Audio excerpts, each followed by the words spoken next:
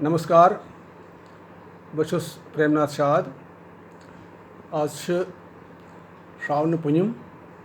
मान तरफ सारे हिंदन तो खास कर बट बरदरी वस वल पन नेक ख्वाहिशात तो मुबारक बह पेश करान बह कर गो श्रावन पुनिम मुतल कत तो पत बोजनो बह मुख्तर नज़म रक्षाबंधन श्रावन पूर्णमाशी यानी श्रावन जुन पछ पुनिम भगवान शिव सिंध पवित्र दोहरंग सठा यस पस अकीदत तो एहतराम सन मनान हिंद जाय जाय शिव मंदिरन मज गसित पूजा पाठ करान तो भजन मंडली आरास्त करान अमी दह अमरनाथ यात्रा ते अंत वातान यो रक्षाबंधन या राखी गंढनुक दोह ते आसान येले हिंदन मज बायन तो बेनन दरमियान लोलुक तो माय हुंद रिश्त मुस्तहकम तो पायदार करनुक वाद करने यवान छु बेश बाय सिंदिस हचिस पेठ अके खास किस्मुक पन गंडान युस लोलिश तो बंधनिश निशानदी करान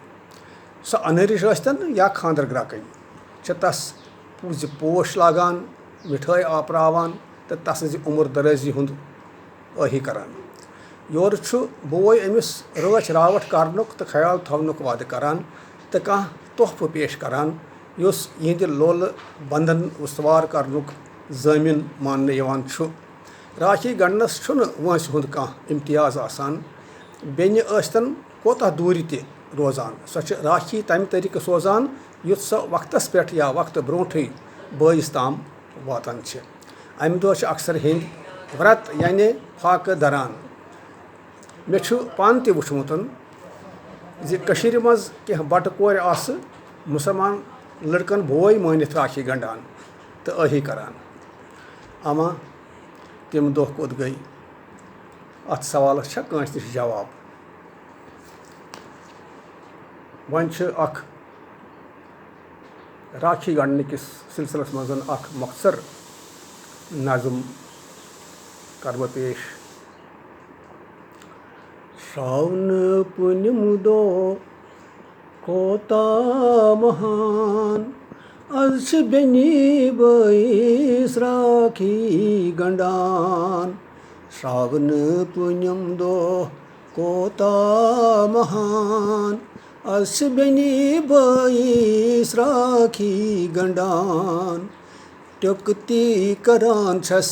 पोश लागान आज बेनी बईस राखी गंढान यह पज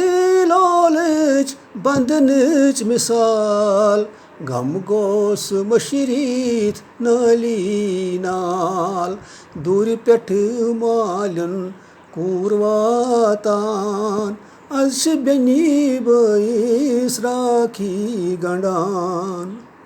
बारनी तोन गई रत मिलवन दुगनवित अब सवित पन दशवन उठन पेठ असुना फलान अश्विनी बईस राखी गंढान दशवनी उठन पेठ असुनी फलान अश्विनी बईस राखी गंढान